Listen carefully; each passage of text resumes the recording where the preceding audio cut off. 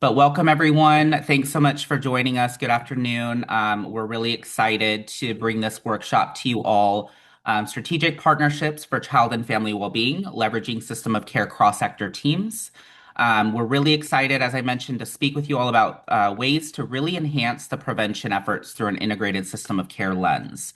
And so today we have a variety of system partners, both at the state and at the local levels, that will be sharing the vision for a child and family well-being system, really that's rooted in integration, equity, and elevating family voice and choice. So before we get started, we did want to launch a poll similar to what you all did in the main session, but just really to get a pulse of who we have here in the room with us today. So I'm going to launch this brief poll here, similar to what you all, as I mentioned, had completed. But if you could take just a moment to share with us which of the following most closely describes your affinity group. And if you do choose other, please do tell us in the chat. We'd love to learn of who's joining us today. Great. Thanks so much, Jennifer, with the managed care plan.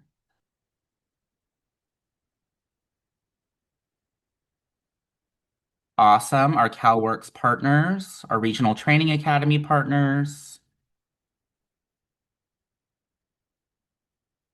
So we'll go ahead and take another maybe 10 seconds if folks want to complete the poll.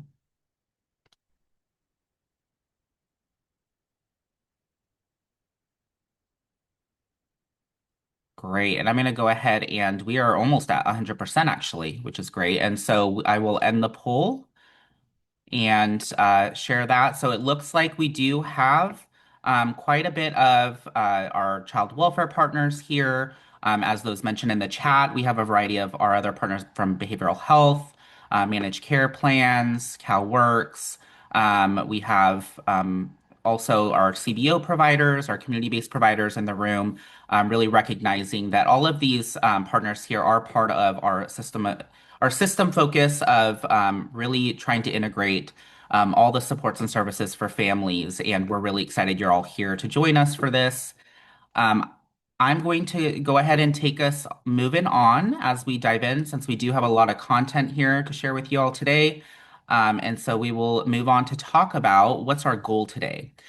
So really today's aim is to leverage those partnerships really already in existence. So I do want to acknowledge that this could be those interagency leadership teams established as part of Assembly Bill 2083. It could be other bodies established through other mandates, or those relationships that are already established to really all then focus on building a common understanding and shared responsibility of achieving child and family well-being across various system partners. And so, in short, this is not limited to the partners identified here today that we talked through within this workshop, but we encourage you all to think about this in a broader context, starting with the partners that you currently have at your table and identifying opportunities to invite others to your table or going to their table. And so, as a reminder, we do have three objectives that you may have already seen and may have prompted you to join today's workshop. But this is first acknowledging the shared prevention goals of comprehensive prevention planning and system of care teams, including how these efforts might reinforce each other with a common vision.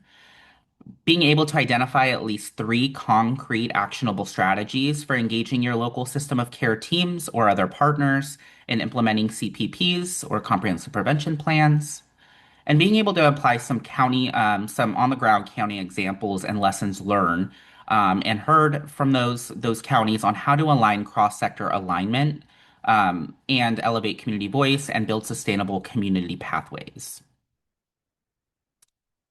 And so, as we dive in, I do want to introduce our presenters today. So, I'll just start by my name is Derek Slama, and I am the Prevention Program Director with CFPIC, Child and Family Policy Institute of California, where I support implementation of broad prevention services, including implementation of the Family First Prevention Services Program. I'll be your moderator today. I'm also excited to share that I'm joined by two of our wonderful state partners from the California Department of Social Services, who I'll introduce.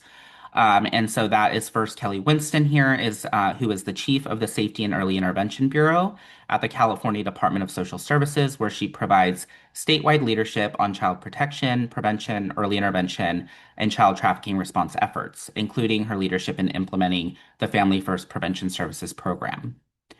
We also are joined by Kelly Hartman Barr, who is currently the chief of the System of Care Technical Assistance and System Support Section, overseeing child-specific technical assistance calls, health systems integration, and serving as a lead on the Joint Resolution Task Force aimed at supporting the ongoing implementation of local systems of care.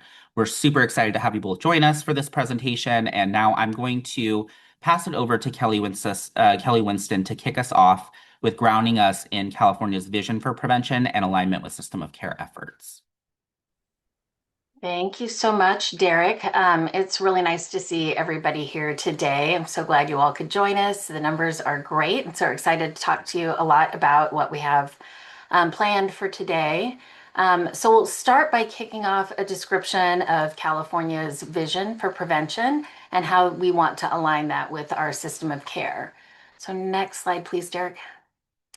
Thank you. All right, so we want to talk about setting the vision here for the work that we want to do today. Our goal is to provide services and supports for families who, with an aim to reduce trauma and address complex care needs as early as possible and as effectively as possible in a community-based setting prior to crisis occurring that may lead to system involvement. CDSS's prevention vision is influenced by these important values that you see here on this slide and woven into our state's 5-year prevention plan and the Child and Family Services Division strategic plan. And this is all to support county agencies and system partners and tribes in serving families. In order to affect change in these areas, we need a robust coordination and partnerships. We need meaningful tribal engagement and tribal supports, and a through line focused on racial equity. Continuous quality improvement is a system we want to ensure that we have in place to measure successes and integrity of the goals that we're working towards. We have a focus on the values that lead to statewide integrated kin-first system, and this is all to focus on family well-being. A key strategy of the state's prevention vision and the FFPS 5-year plan is to integrate the federal law into our California broader strategy toward family well-being through community pathway implementation. This has to leverage cross collaboration through our comprehensive prevention plan teams and any other local agency leadership team that is established in place to implement this vision as a system of care. And I can just, yes, thanks, Kelley. We're sorry that you have 2 Kelleys today, but fun fact, Kelley and I worked together for many years before in another area, and now we're back together doing this, which is really exciting. Thank you all for being here today. I just want to reinforce that everything that Kelley Winston just shared the system of care has the exact and embodies the same shared values. So there's a lot of continuity and shared just beliefs across both sectors and across both initiatives. Just wanted to lift that up as well. All right, next slide, please. All right, so we want to talk a bit about our pathways to comprehensive prevention services. So many of you who've been following along with the implementation of the Family First Prevention Services Program implementation, you know that the federal law allowed for funding that provides access to certain approved services within the federal clearinghouse. California is taking advantage of FFPSA to build supports within the Title 4E pathway. This means we want to strengthen the ability to provide improved access to evidence-based programs for families already involved in the child welfare system, in early intervention programs like family maintenance prior to entering care, as well as those families who are returning to a family maintenance case after successful reunification efforts. So that's one pathway available in the FFPS program. But as we said earlier, we are focusing on broadening this through our implementation and building of the community pathway, expanding the opportunities to provide this community pathway is really intended to serve families holistically within their communities and as early as possible with the least amount of child welfare involvement as possible. To do that, the state's prevention plan had to include the community pathway. It was just critically important, and we wanted to do this in a way where local providers can create family well-being plans that meet the entire family's needs, all while benefiting from the funding available from the FFPS eligible services. So in order to achieve this, we really have to think more broadly than FFPSA to do this work. Although it currently allows, a really good framework and a beginning for being able to implement community pathways. It also gives us an opportunity to coordinate more efficiently within our community and with other state agencies. This is really key to be able to see the success of the vision that we've established in California and our ability to support families in a system that meets their needs regardless of which door they choose to open to get there. I'll hand it to Kelley. So this slide is going to talk a little bit about the overlap between the two initiatives. And for those of you who don't know as much background about the system of care, which was established by Assembly Bill 2083, it can give you a quick snapshot. But really what drew me to system of care work is this belief and this understanding that outcomes for children and families are only successful when all of the systems that engage with that family are aligned and coordinated and interdependent with one another, recognizing that we all can't resolve or address all needs and that each system plays a role. And we believe that same foundation applies when you're looking at prevention within a community as well. So to give you a quick, just overview, 2083 established the Joint Resolution Team. So several of my JRT members are on today. Feel free, any of you, to jump in. I am but one person on this team that really manages and helps support the implementation of local level systems of care within counties across the state. And we are a small but mighty task force, but we really try to address all of those, provide all those supports and address any challenges that come our county's ways. We are rooted in the integrated core practice model. We believe in teaming. We believe in youth voice and choice. We believe in the voices of lived experience experts, and we do our best to lift those up wherever possible. Every county has and was required to enter into a memorandum of understanding, so an agreement that was mandated between child welfare, probation, a local regional center, county behavioral health, and the local county office of education. And then recently in 2021, the addition of tribes at their option. These entities all together create the MOU that really guides how they are responding to youth currently in foster care with complex needs, which is a very difficult and broad thing to define. Really, what does complex needs mean? What do complex youth look like? So that focus right now, specifically statutorily, is on youth in care and youth who've experienced complex needs. And the JRT was established to help guide that implementation. And then 2083 also mandated the creation of a child-specific technical assistance model. So specifically, my team at CDSS facilitates calls for all of those complex needs youth. One of our highlighted themes that we notice over the years is that in these TA calls, we often get youth who are older, who've been in the system for quite some time. And we're starting to observe opportunities that were missed potentially, not because it was intended, but that there was not pathways for them to access early intervention supports prior to entrance into any of our systems. And so we've really started to acknowledge and identify what else could we be doing to help address things earlier on, as Kelley mentioned, so that we're not seeing so many challenges or a challenge in addressing some of the barriers as the youth gets older and resources shift and change as they age. And so just really wanted to also note that these agencies that you see here in the lighter blue box, as I mentioned, they're all mandated partners within our AB 2083 MOUs, similarly across our prevention teams. We're already seeing some counties doing really innovative work. So while statute requires youth in foster care, there are several ILTs out there, interagency leadership teams. 2083 established the creation of that locally, those leads from each of those mandated partners that I mentioned. And that those ILTs have started to look at their youth in care, not just youth in care, their youth in their community, as all of their responsibility. And this recognition that this team, this system of care, can wrap around children in a community through whichever system they enter, to really respond and help address any immediate needs that would prevent removal into or entrance into child welfare system or any other more significant intervention. So we're really starting to see counties expand their definition of who 2083 responds to.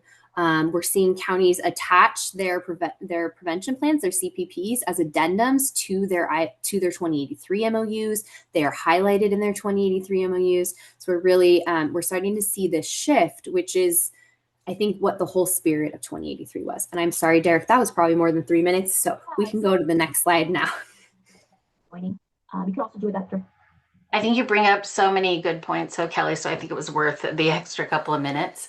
But connecting to all of that work, just want to really call to attention the fact that, I mean, we all know this, every time we implement a program, we do so in a way that establishes a whole new initiative that can sometimes be a barrier for integration of efforts across programs.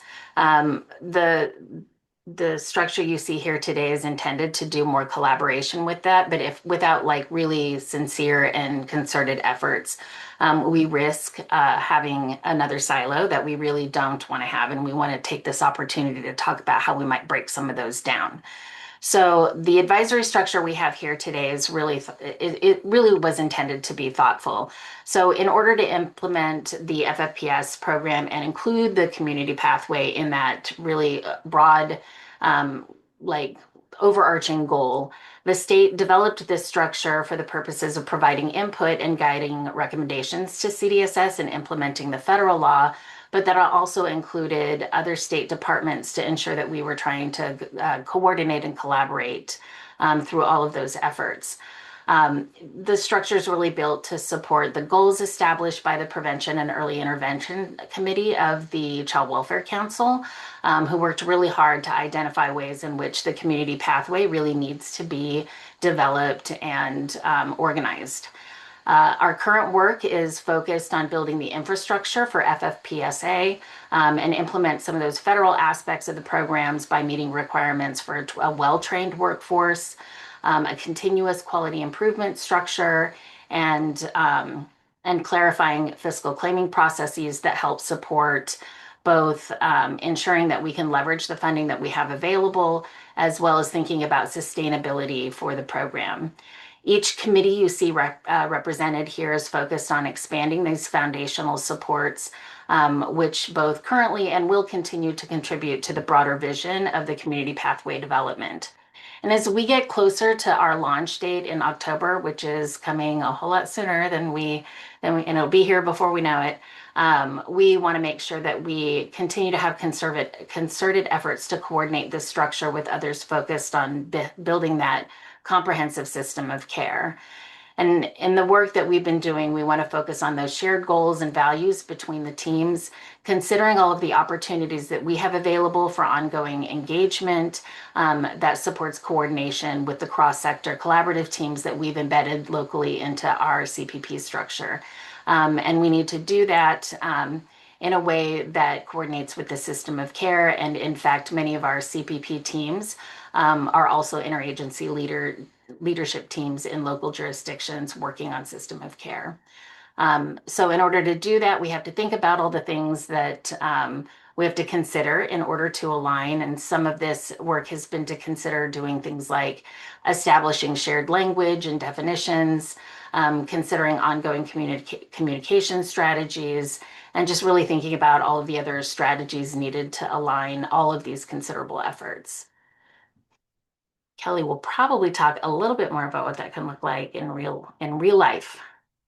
Yeah, so I think And Derek, do I have a minute? I can like quickly just add, but I think what we're really exploring is just like is exactly is this structure here? How does the JRT and the advisory committee and CDSS really kind of all together intersect and ensure we are doing very intentional, coordinated collaboration, that's a lot of C words, to really identify the areas of which where we can weave in. I think what I see, like I said, what I love about system of care is like that infrastructure is poised to address prevention within communities, really poised to ask ourselves, and we're going to talk about this a little bit next on the state panel discussion. We'll hear from other system partners, but to really think through like what does prevention mean in my respective field within our community, and start to even look at, I mean, there's a number of things that we can start to look at that we've talked about. How do we assist our systems of care in addressing and partnering with their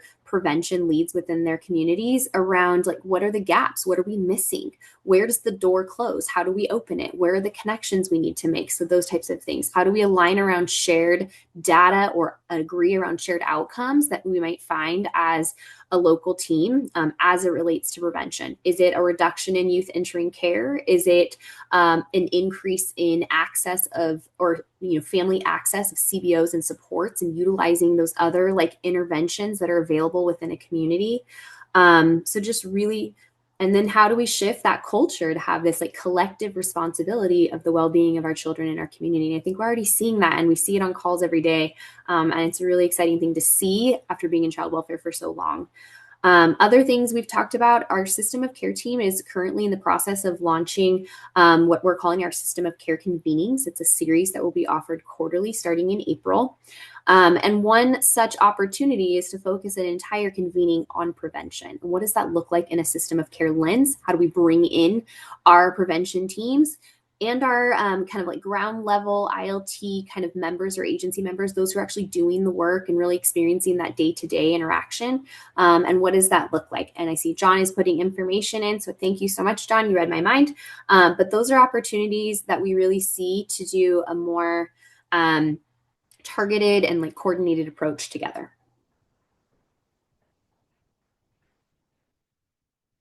That's so great. Thanks so much, Kelley Winston and Kelley Hartman Barr, for just grounding us in this discussion of the connection between what's happening in the prevention landscape and what we're really looking towards and merging that and integrating within a system of care context. And so I'm really, really excited to move to the state panel. I know we have our state panel, and then later this in this session, we'll also have a county panel to hear how folks are doing it on the ground. But I really want to just start with shifting to talk with our statewide system of care partners to learn about how prevention looks across sectors. So in introducing our panel, you both met Kelley Winston and Kelley Hartman Barr here with CDSS. But I do want to acknowledge our other system of care partners with California Department of Education and Department of Developmental Services that are joining us here today. And so John Osis is an education programs consultant within the Integrated Student Support and Programs Office at the California Department of Education. And we're also joined by Leah Dempsey, who is the chief of the System of Care branch at the Department of Developmental Services and is a member of the FFPS Advisory Committee and Mandated Reporting Advisory Committee. I do also want to acknowledge that this entire group here is part of the statewide joint resolution team that is aimed at partnering across departments and with counties to support the complex care needs of children and youth. So thank you all so much for joining us. I think we're going to go ahead and pull this down and spotlight our panel here today. I know we'll just take a moment for that to get those folks spotlighted. But we'll start by exploring each of our state partners' role and scope within the prevention landscape. And so, Kelley Winston, I wanted to start with you, and if you can share your specific team's role and overall approach to prevention. I know you talked a little bit, well, a good amount about it in the vision for prevention within California. But if you want to talk a little bit about your team's role within this prevention focus, would love to hear more about that. Yeah, thanks, Derek. I mean, obviously, you heard a lot about our prevention vision as a state and as a division, and as a representative, the Safety Prevention and Early Intervention branch at the department. We're doing our best to ensure that we have a really aligned and collaborative approach across all of our prevention efforts. And so really starting to think about how we can talk about that more universally. But within the FFPS program in particular, and I've been working with a multitude of others to implement this program over the past, I would say more than 5 years. We are at a place where we are very fortunate to have a lot of folks with us in that structured advisory committee approach that you saw earlier. Some of our folks here today are sitting with me on the FFPS advisory committee. Leah has been a very strong advocate coming from a different perspective than the child welfare lens, which is really important to ensure that we have this broad, really comprehensive viewpoint and hearing others and how they help us define and implement community pathway resources. We're trying everything we can to identify what other areas of focus are, looking at how to do this and really thinking about how these structures work together. Great. Thanks so much, Kelley. And I know your team has, working with your team on a daily basis has put so much effort and work into this coordinated effort and the vision for prevention. And so really appreciate you speaking to that. I'm gonna start by turning to John, if that's all right, and hoping that John, if you could start by helping us understand and describing your agency and your role in supporting and or guiding local counties and their cross-sector collaborative teams, and how specifically how have you been involved in advancing some of those upstream prevention efforts? Thank you, Derek. Absolutely. Yeah. So part of my role just within CDE is really to serve as that education liaison across the different systems, right? Supporting foster youth, but also supporting our non-dependency youth as well. So a key part of this work involves overseeing all the technical assistance provided by our 58 county Office of Education, or COEs, which in turn they support the 937 school districts that we have here in California. So part of this, besides just focusing on fundamentals, such as just ensuring foster youth education rights are being upheld, we also help our COEs and our districts stay aligned with different cross-system frameworks, such as the integrated core practice model, which is primarily, it's been more of a child welfare model, but also trying to bring awareness of the ICPM within education. And along that, making connections with what education tends to use more frequently is the multi-tiered systems of support, also known as MTSS. But besides those two initiatives, I mean, there's a lot of other initiatives that we help promote and we try to bring alignment. So some of these include such as the CYBHI from behavioral health. We're also looking into specific education initiatives that have a very heavy whole child component. So we're looking specifically at community schools, and as well as different resources, as well as funding resources through expanded learning. So one thing that has become really clear, just as I've been in this role, is that all of our system partners, which I'm very grateful to be part of, we're all working towards very similar goals. We're just looking at it from different vantage points. So I think that's one of the big pieces in the JRT is that we're able to help recognize what are the areas that overlap and how we can avoid duplicating efforts, because I do believe that is one area that we're constantly trying to improve, trying to reduce duplication of efforts so that we can help maximize that impact for students and families. Great. Thanks so much, John. And that really just emphasizes the partnership and the integration and how that's looking within the JRT and the work that you all are doing from that collaborative forum. I'm hoping then maybe Leah, you could share a little bit to the same question, really how your agency and your role uh, describing your agency and your role in supporting and or guiding local counties and how you're participating in advancing those upstream prevention efforts. Sure. Thanks, Derek. And hi, everyone. Good afternoon. Yeah, so again, I'm our branch chief over system of care at the Department of Developmental Services. We're the state agency that contracts with the 21 regional centers throughout the state of California that provide service coordination for eligible individuals with intellectual and developmental disabilities. My branch supports the regional centers in their local system of care work. We do a lot of case consultation and technical assistance, but really what that looks like is just linkages to, other system partners, state and local system partners, and I think that really is the importance of system of care. Like any door you come through or whoever kind of reaches out, like we are all state and locally really using our relationships and our connections to holistically pull everyone together. Because as we're talking about here, it's very rare that, a child or a family is just served kind of by one piece of the system. So even if it's just kind of a initial communication and support between, my branch and the regional centers, it usually morphs into, really pulling everyone together to support the youth and family that we're talking about. I am also the department's representative on the state joint resolution team. So again, get to share a lot of spaces with Kelley and John and our other state representatives on that resolution team. We are also the state technical assistance team, which Kelley's branch oversees kind of the scheduling and things of youth specific state technical assistance calls.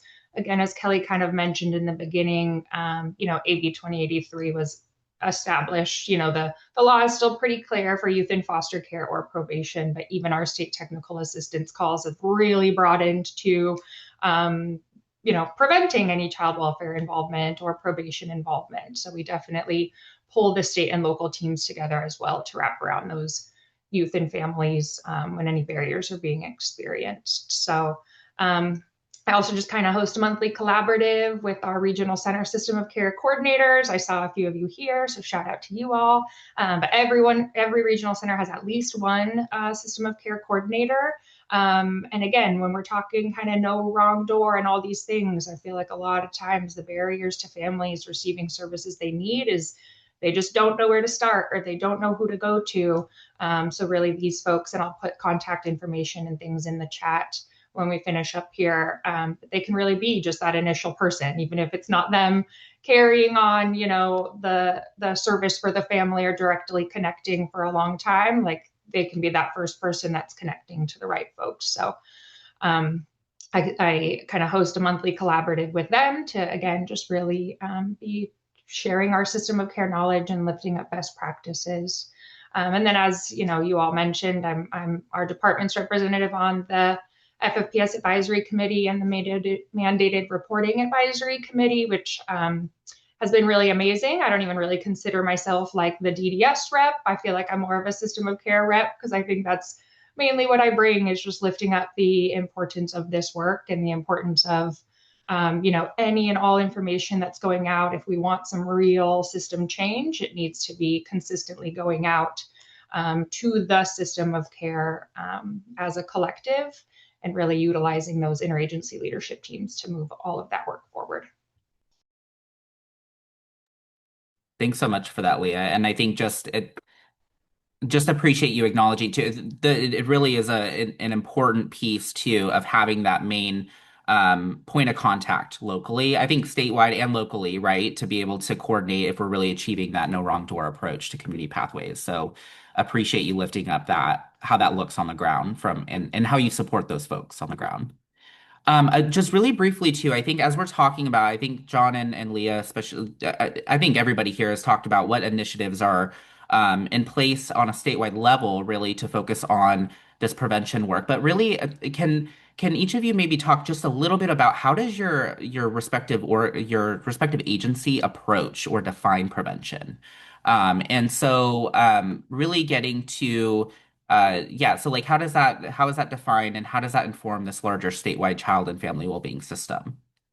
And maybe starting with John, if we can jump to you, John. Sure, no problem. Yeah. So I think for our agency, really, the prevention begins by really interrupting that generational cycle. And that's something that we have encounter just in our involvement with TA calls, right?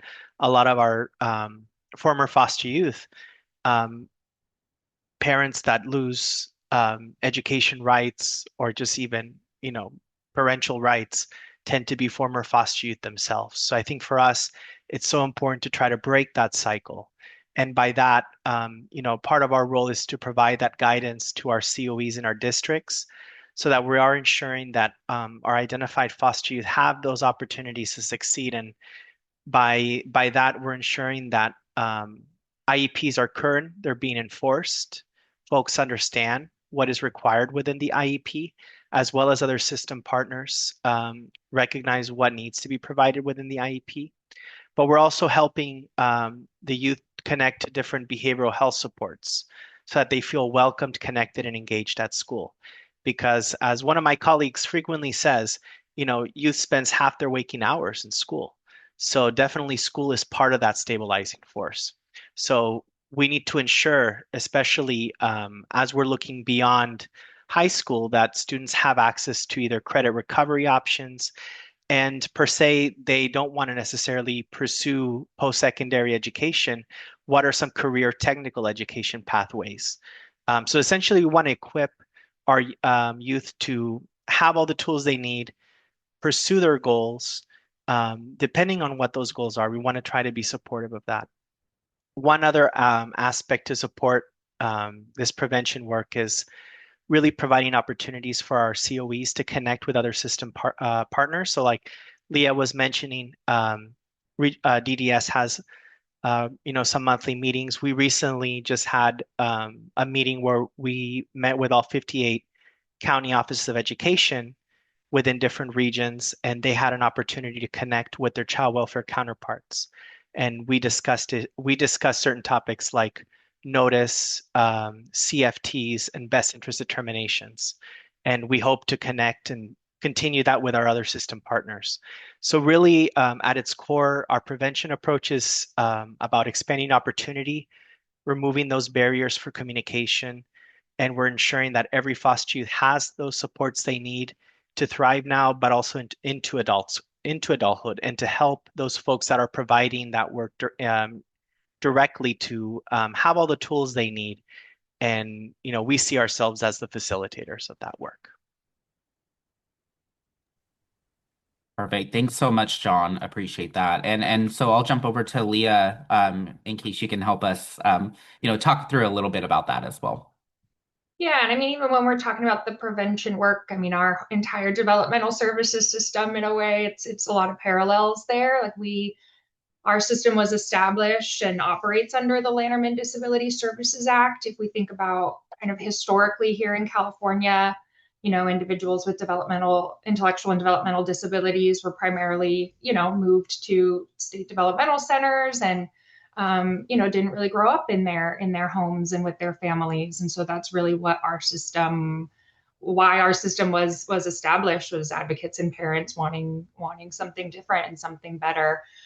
So really, the regional centers are charged with, contracting with service providers to keep kids and individuals, in homes with their families and in communities, So even if historically it may not have been child welfare involvement, it's just the, reducing the reliance on congregate care and really wrapping supports around families proactively and preventatively to, reduce any removal there. So just a lot of parallels, just kind of in our general system with the prevention work.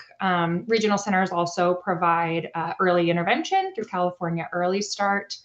So a big focus too on the earlier we can get families and kiddos connected to services, of course, the better. I'll put some additional resources in the chat too. We have a baby line that's run through our kind of early childhood folks here at the department. Again, just if families need help and need connections and don't really know where to start, and then just kind of the overall focus that even if it is a kiddo that's diagnosed with an intellectual and developmental disability and receives regional center services, we're just one piece of the puzzle, right? Likely they're in school, maybe they're enrolled in a managed care plan, maybe they have some co-occurring mental health needs. So Again, just always bringing it back to the broader system of care work, that not one piece of the system can kind of do it all, and that the families need a lot more.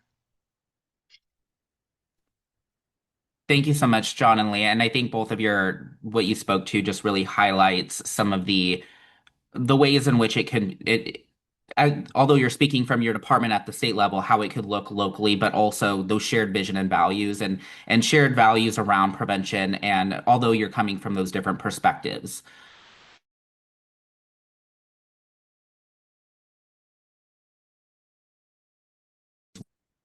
And I apologize, I think I cut out briefly, but I appreciate you both speaking to that and just showing the shared vision and values as it relates to prevention and implementing prevention as well. And so, Jennifer, I think there were maybe some questions in the chat. Is that okay? Perfect. Yes. Yeah, so one of the questions I think is worth lifting up instead of trying to respond to is the first one is, are there double dipping of services issues, and how is that addressed in terms of ensuring the resources are being allocated and utilized? Which one of us wants to? I mean, I think I can say that, I mean, it's not something we've encountered, and if so, like, what a great problem to have. I think what system of care, at least from our perspective, has really created is some opportunity to truly look at blending and braiding funding. How do we supplant existing funding streams with another that maybe covers something that current funding stream cannot? There's actually still a lot of work to do, and this is like one of the areas that's in the 2083 MOU too, but really, and how are local teams and local systems coming together to really identify common, like how we braid funding, how we share resources, how we really leverage everything so that a youth and family has the most available to them possible. And so I guess I will just say there's still a lot of work to do in that area. But I have not encountered any double dipping before. If anything, it's like, oh, we need this resource, but child welfare can't cover that. But oh, regional center has this funding, and then an education can chip in over here. It's actually really cool to see. I think that's how it should have been done from forever. Like, this is what we should be doing. We all hold a piece of this. So, and I'll let anyone else speak to that. I think, from a FFPS perspective, it's something that we've had to focus on pretty significantly. So one of our subcommittees is a fiscal subcommittee, and right now they're really focused on, how to identify ensuring that they have claiming structures that meet the federal requirements. But a secondary goal, and probably a more important goal of that committee is, once we have all of that established, really focusing on what strategies we can help put into place and models that counties can utilize in order to be able to, plan for sustainability of the programs that they're putting in place with this initial program. And so, there is a lot of work to be done, just as Kelley said, but we're having to focus on that more and more, particularly because the federal law really kind of changed things up a little bit and said that Medi-Cal is the payer of last resort when it comes to our federally eligible programs. So we've had to do a lot of work to establish guidance, and we're working on a joint model protocol to help local agencies understand how to make those decisions and what that process could look like. So lots more to come on that, but it's definitely a good question about how we do that. The other thing I wanted to mention is that, what we're trying to do right now is really get this infrastructure in place. And one of the challenges that we're experiencing is how do you know which families are coming to the community pathway, and maybe, because confidentiality of those families is so important, and we don't want them inadvertently coming into the child welfare system. Really trying to think about what firewall processes we can put in place, and what, exploring what additional measures that are more considerate of protecting family privacy can be added into that as we really build out the community pathway. And just to add really briefly just about education, I mean, ultimately, we haven't encountered any kind of issues with supplanting ourselves. Um, because I think the big thing really with education is that every child deserves a free, appropriate education, right? So that's guaranteed. And especially if that child has an IEP, those IEP services have to be provided. Um, I think with one specific program with expanded learning, actually expanded learning foster youth are one of the priority youth that should be served within expanded learning. So in terms of any kind of supplanting, it's never been a concern. I did see a question about doing, kind of how to manage warm handoffs, and I think that's really kind of the core of the work that we do is really trying to support our own counties with ensuring that they have the protocols in place in order to have those warm handouts. And I think for us, those warm handoffs for education, all of our 58 county offices of education, our foster youth coordinators, they all have each other's contact information, and they are all able to share information. And we try to ensure that, especially with things like data sharing, that there are certain protocols in place.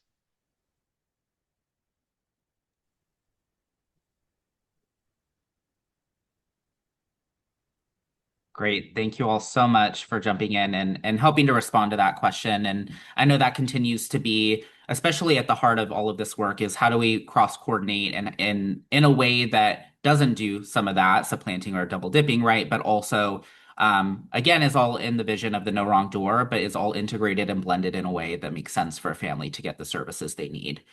I just want to thank Leah, John, and of course Kelley, both Kellys here today, just for joining the panel. I'm just looking at the time, and I want to make sure we have time to get to our other parts of the presentation and hear from a few counties. But I just really appreciate all of your leadership in the space and the prevention work and integration in the system of care work that you do and joint resolution team. Thank you all so much. And with that, I am going to turn it over to Kelley Hartman Barr to kick us off to talk about how does this look locally, and how could it look locally specifically. Thanks, Derek. I did tee this up right before the panel, and I think the panel highlighted some good aspects of it as well. So I will be as concise as possible, but I think so when we get the slide deck back up, Derek, if you want to just go straight into the bulleted slide. But really, as I mentioned, this is the ILTs and like a local system of care are really, they have the framework to truly address prevention within their community. They have leads from each sector that has a hand and a role in a child's life from early on to not. I mean, really, if you think about like the system of care partners, so County Behavioral Health and County Office of Education, those are two systems that often encounter our youth very early. And so really opportunities to address collectively what does prevention look like for us, what is missing within our community, what capacity building efforts do we need to outline, how are our families being accessed, what is available to them, what is missing.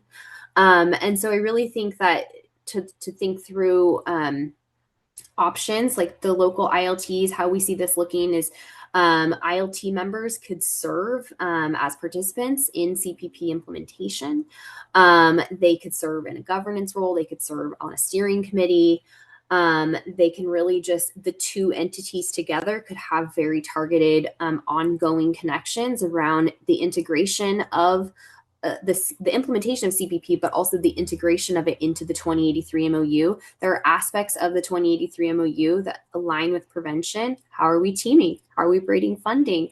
How are we recruiting the necessary staff and families or other supports that are needed for to address the needs within our community? And then, of course, really ensuring that first and foremost that we are seeking out those who have lived it and experienced it within our community. What didn't work for them? What did they not have available to them? Hearing and responding and developing a plan accordingly. And I think just to kind of wrap it up, I want to just bring it back to that there really is a shared vision across these two initiatives that we believe that any one system can support a family effectively. It necessitates the responsibility of all systems, regardless of whether or not we are lead or not. Like, we can't have it is all of our responsibilities. And I think that requires a shift.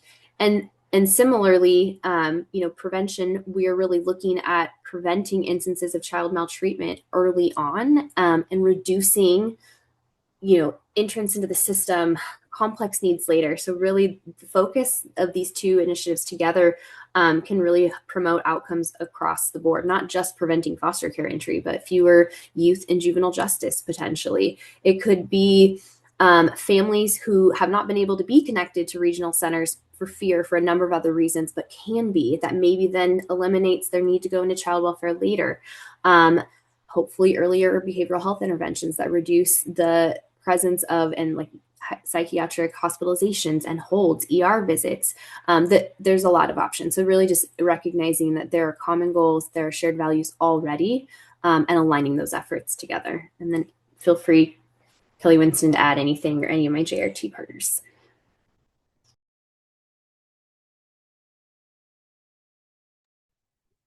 I think, Derek, if we want to move to the next slide, we give a lot of, I think we're going to be talking a lot about, ways in which we want to collaborate to do this. There's lots of opportunities. And I think, Kelley, you're up for focusing on some of those ones at the top there.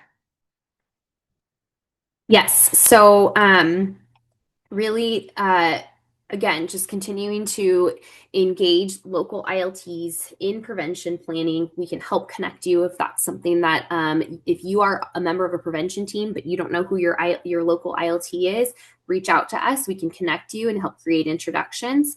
I think that ILTs and prevention teams are really poised, as I mentioned earlier, to really build out that service array, what exists, what doesn't, what do we need.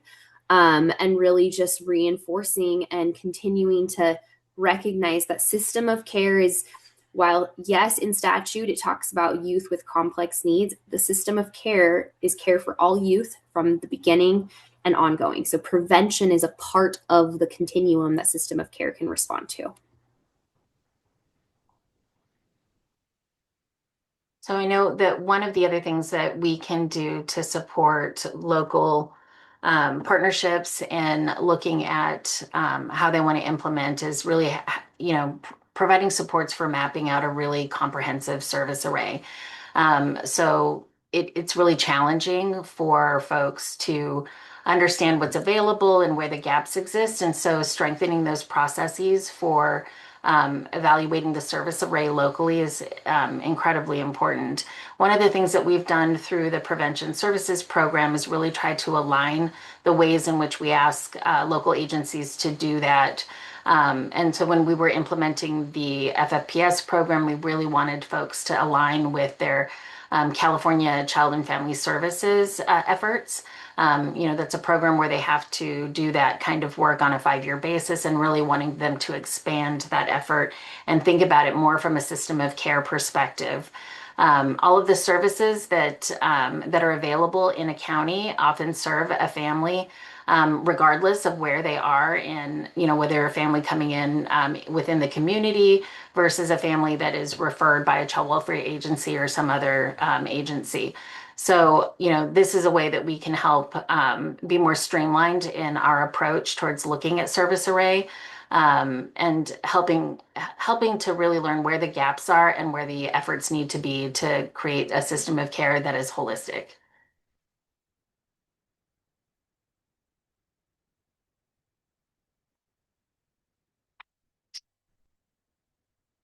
So we know that there are lots of counties out there who are already well entrenched in working on these efforts. Much of what we've been talking about is already happening in some form or another in many parts of the state.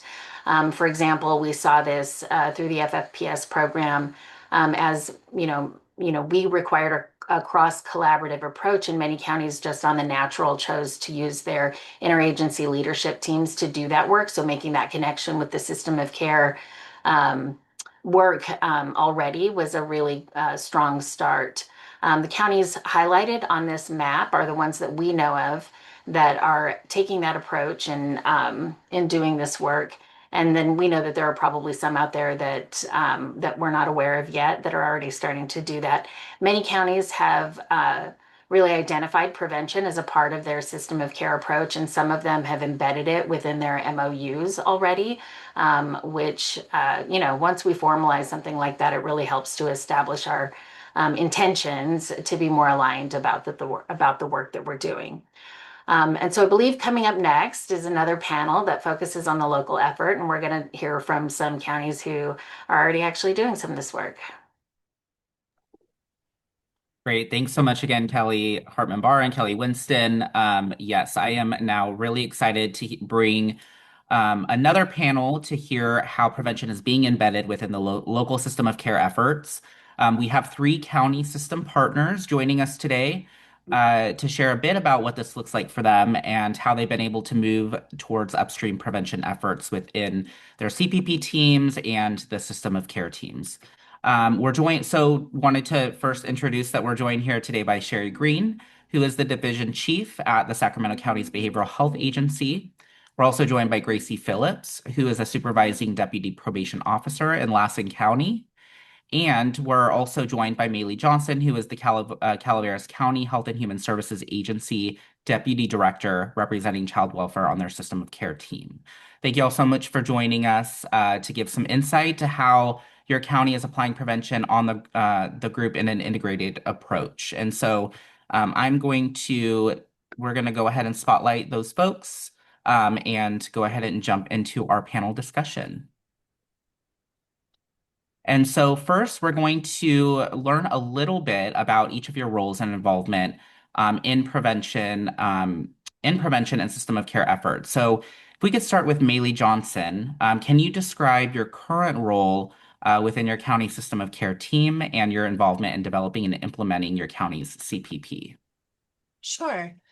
So again, Calaveras County is a small county, so it may really vary or track with some of you. So I co-chair our ILT with my partner from the Office of Education. So we share that responsibility. That was very intentional because while the AB 2083 kind of was driven through the child welfare system, I did not want the power to rest in child welfare because it's not a child welfare thing, it's a system thing, right? So we co-chair those together as part of our ILT process. So what we do as co-chairs together is we drive kind of the agenda. We are doing constant assessments of things that are coming up through each of our agencies.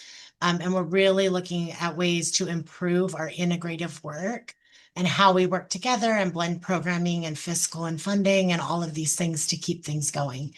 For our CPP or our prevention planning work, we decided as a system of care group to lead that work through our children's ILT.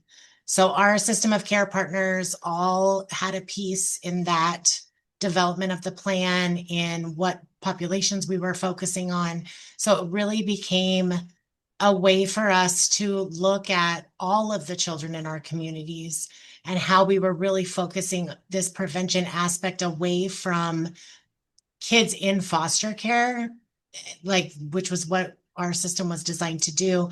How do we expand it? So that was really important for us as an opportunity to use the development of the prevention plan to really support our shared vision, as well as look for ways to stabilize some of our programs that were either losing funding or might go away or things like. So we talk a lot about that within our prevention planning group. So our ILT, our system of care group, and our prevention team are the same group.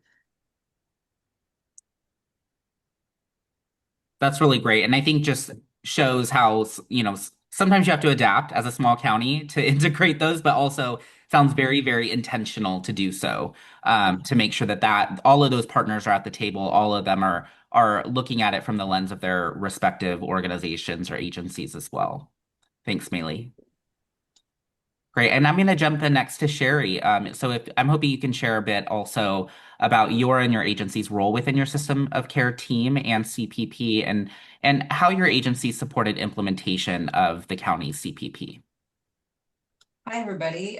Thanks for inviting me. I don't want to repeat what Maylee said, but a lot of the same things, which is great to hear. We're not reinventing the wheel. We're all kind of on the same mission, going in the same direction around system reform. But I have to say, I agree as well that our child welfare partners really led the charge for this. But they were everywhere. They were hosting their own meetings. They were showing up to other people's meetings. They were presenting ideas. They were brainstorming. They had a whole facilitation plan. They had dedicated staff to it. And we showed up to those meetings, and I wanted to make sure that the people at the table were able to influence the services that we offer through behavioral health services. So we weren't there just as a token at the table. We were there thinking, well, we have our own funding, we have our own services. What can we leverage that's not duplicative? What could we make the money go further? Could we take some of their money and multiply it as a match? Is there anything we're doing that is part of their prevention plan that they don't need to pay for because we're already doing it so they can dedicate the money somewhere else? Is there something in our system that we can do differently? And having people at the table that can actually speak with authority on those things, I think was helpful, not just having somebody just there, just to have it on the list. So that was, I think, an influencer basically from behavioral health services there, and then having an opinion and then showing up, or showing up and then having an opinion, and being welcome to have that opinion as well. Our partners at the table, everybody showed up respectful and with the intention of goodwill. It was always the understanding that everybody had trust that we were all rowing in the same direction with the same mission and with the same intent, which was of positive collaboration.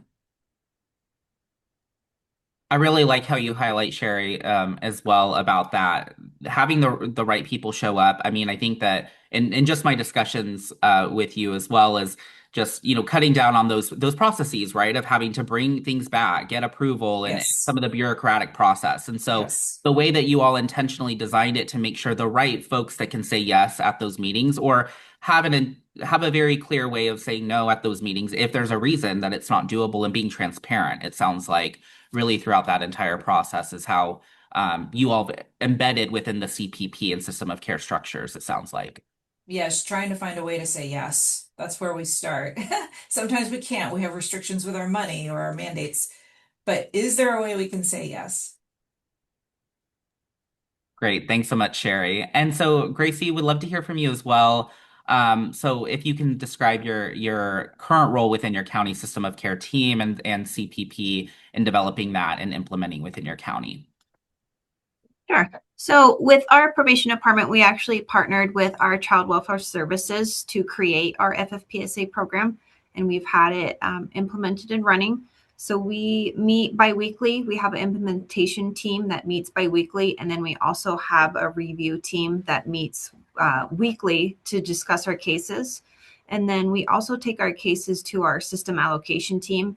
We try and save it towards the end just to briefly summarize any issues, if there are any concerns, because we have multiple service providers at the table. We have our County Office of Education, Child Welfare, Behavioral Health, our tribal representatives. So everybody tries to meet on that monthly on it to discuss it. And then it's just making sure that we're working on our community pathway right now to get it into the schools as well, to get our educators trained on it. And then my role with it is just to attend those meetings, honestly, and make sure we're focusing on our prevention at all levels.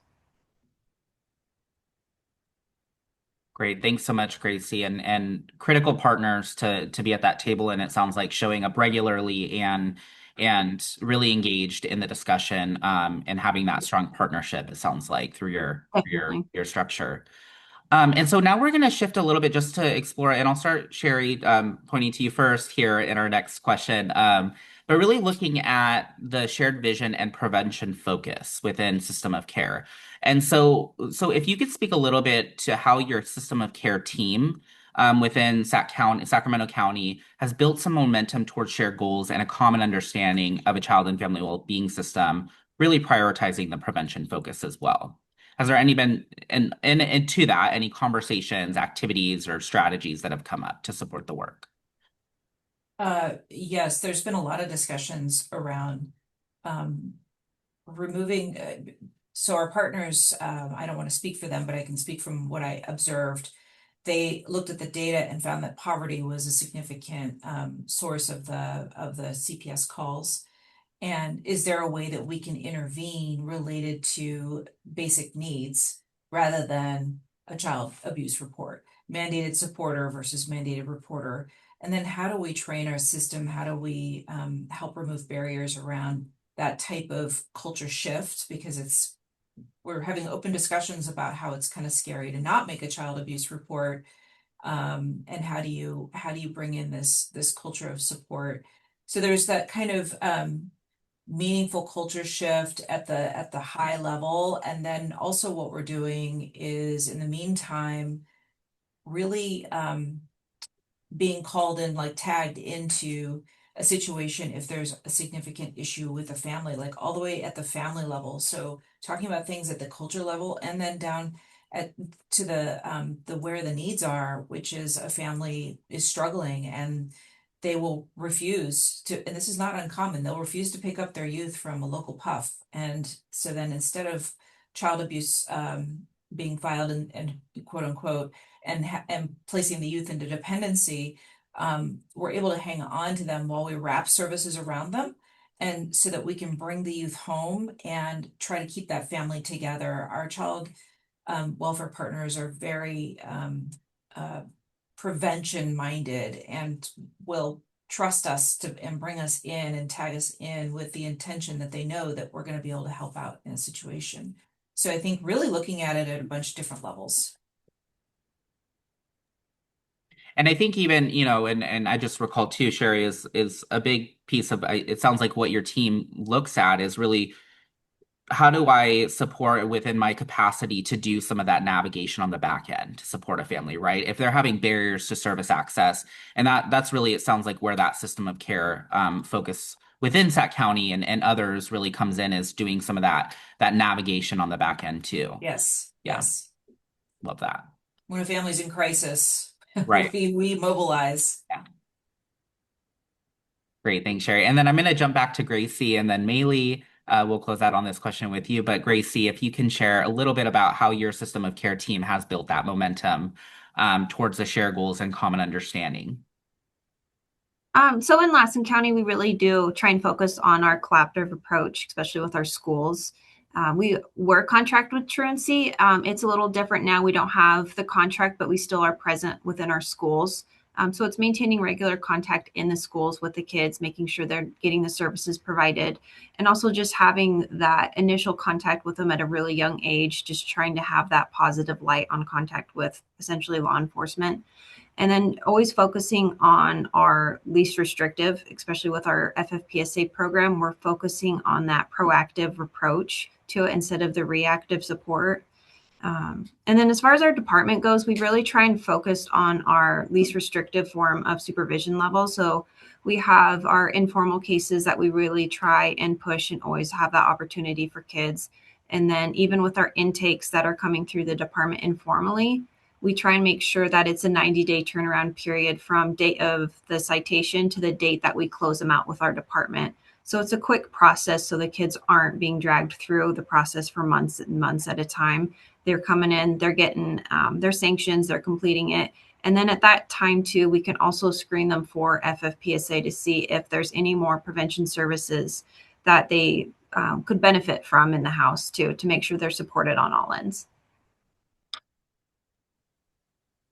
Yeah, Gracie, it sounds like also leveraging your system of care team to look at for the FFPS, but when we're looking at candidacy determination, even going beyond that, is really leveraging that team to wrap around the child to see what are they where is the need and what's the eligibility, and tying it base back to the family's need. And really sounds like that's a focus for your county as well. So thanks so much for lifting that up. Maylee, I'll jump over to you. All right. So in Calaveras, we were a little differently positioned. We had a community pathway model built before the Families First 2083 stuff came into place. So we really were able to easily incorporate prevention into our system of care work because we were all already doing it. So what we did was we built momentum in our system of care through frequent in-person meetings. So we have a standing monthly meeting that we will not skip. We will not schedule over it. It will not move. Everybody holds that as very important priority for them at the table. So that's, I think, what makes this actually work and keeps our momentum going. The other piece that we really were intentional about is making these system of care conversations meaningful for every agency. So our behavioral health partners know why they're there. Our regional center partners know why they're there. Everybody has skin in the game, so to speak. Like it's meaningful for everyone. We also opened it up and expanded our system of care team to include our public health partners and our eligibility partners. And I think that when we made that decision, it really just further embedded our commitment to prevention because those are both of those entities really focus on preventative work, and those perspectives were really key in helping us drive like what does prevention look like in Calaveras County. We've also in our MDT process included a couple of our nonprofits that are serving our youth through FFPSA. And that's been really helpful too, because we're able to then defer to them on some of their grant funding or some things that we can do to help support additional programs. So that was really helpful. But I really feel like holding space for other agencies to really bring forth their new projects, their initiatives, their plans. We all have to do plans of some sort, plans for, their education has plans. We had the behavioral health services backed plans. We had the, child and family team plans. So we bring those all to this group, and we will use our CSOC standing meeting sessions to help do some of that plan development. So I think it really we're trying hard to streamline and not duplicate, especially meetings, because like I said, in a small county, we're all in the same spaces all the time for all different things. And so we really intentionally looked at all of our meetings and consolidated what we could into our system of care group so that we're not meeting today for system of care, meeting tomorrow for something very similar. And, so we really intentionally moved all of those together and just holding space and understanding that this is not just a child welfare meeting about foster kids. It is a whole system meeting about what's important to everyone in that process. I think you just hit it directly, Maylee, and just looking at there's shared outcomes across all of our systems, right? Or there's outcomes that are with different focus, but all with the shared vision of child and family well-being, right? And so how do we merge those within one forum, one collaborative team? And system of care is a great leverage point for that, and connection back with the comprehensive prevention planning team. And so I just think it sounds like you all have really, really shaped it into that to bring that in. And I think the big point that you hit on is making sure there's meaningful space for everybody, so that folks aren't just feeling like they're showing up to a meeting, but they're actually feeling like they can engage. Yeah. So I appreciate that. And I know there was a question in the chat. I'm hoping that maybe I know, Sherry, thank you for responding there, because that's great. And I know I'm wondering, Maylee and Gracie, are there any nonprofits or community-based providers within your system of care teams, or do they have a role within that? I imagine, Maylee, especially since it's merged with your CPP, I imagine that's probably the case. But anything you might want to add to that? Yeah, we brought in one of our, again, small county, right? We only have a few providers, but we did bring in one of our major providers from our CBOs that's going to participate in our FFPSA work, because it just made really great sense to build it with our CBO versus saying, here's what we need you to do. So we brought her along through a lot of this, and she sits on our prevention multidisciplinary team. And so she's very active in a lot of different spaces as well. But we brought her on as quickly as we could when we started doing this prevention planning process.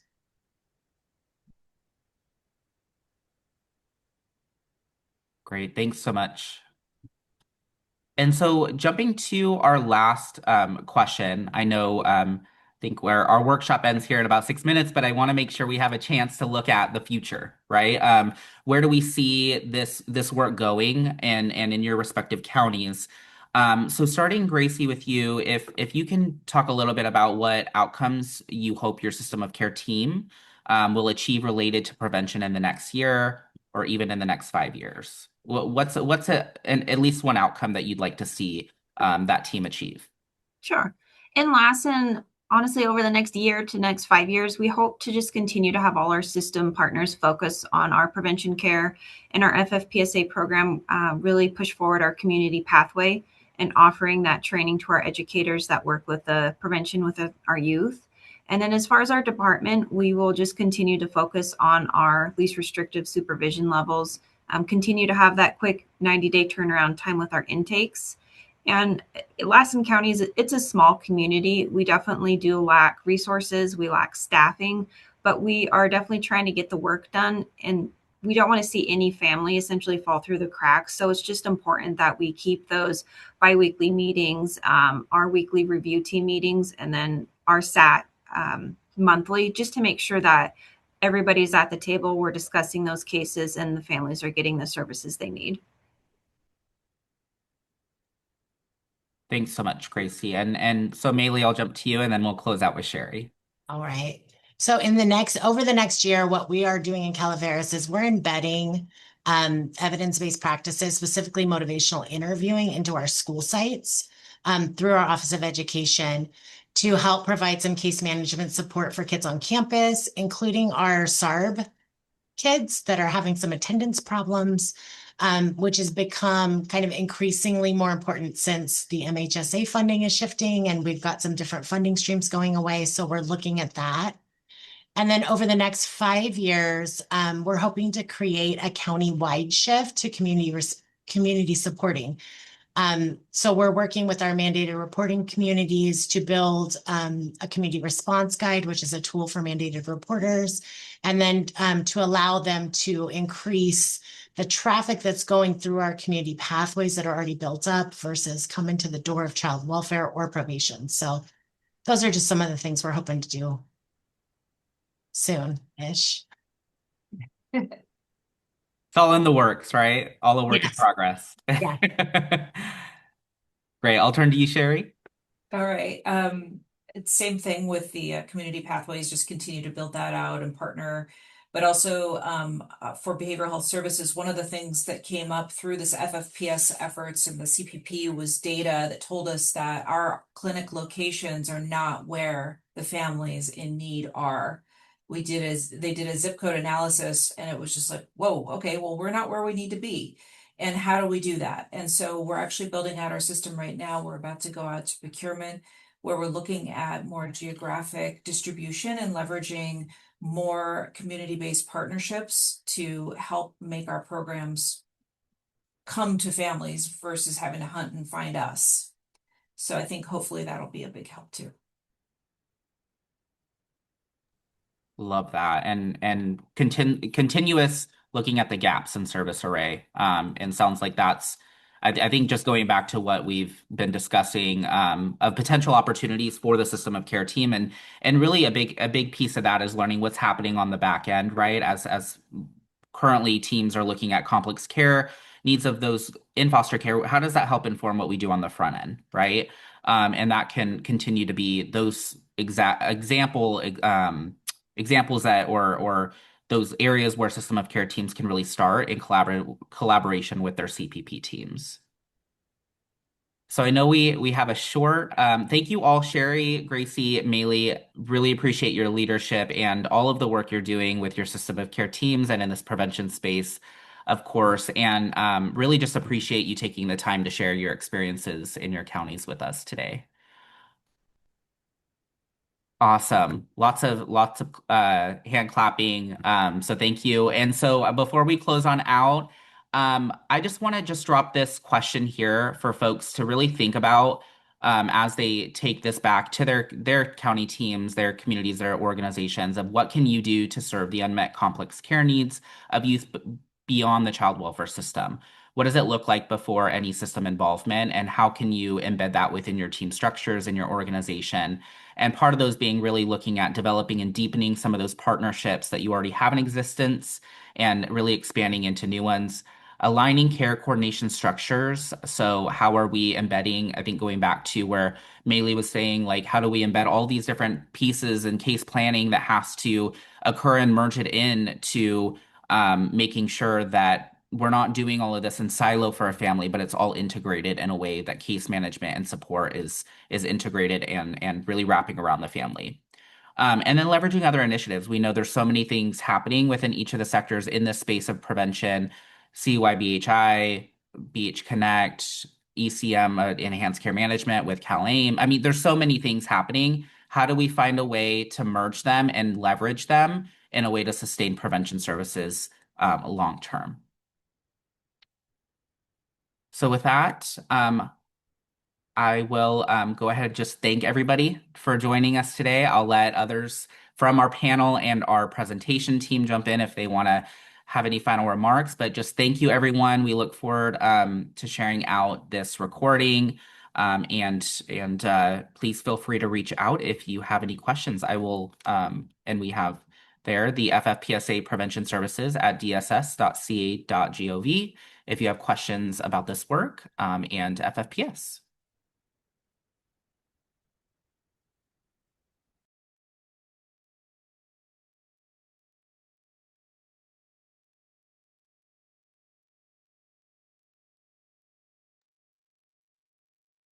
Thank you, everyone. Look forward to seeing you at the rest of the convening.